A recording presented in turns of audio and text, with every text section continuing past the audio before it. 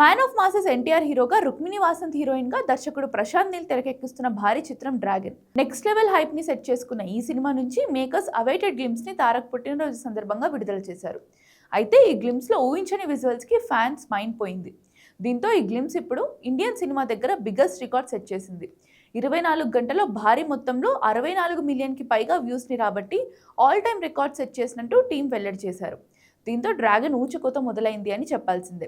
ఇది కేవలం ఆరంభం మాత్రమే కాగా, రానున్న రోజుల్లో ఈ సినిమా మరిన్ని వండర్స్ సెట్ చేయడం ఖాయమని చెప్పొచ్చు.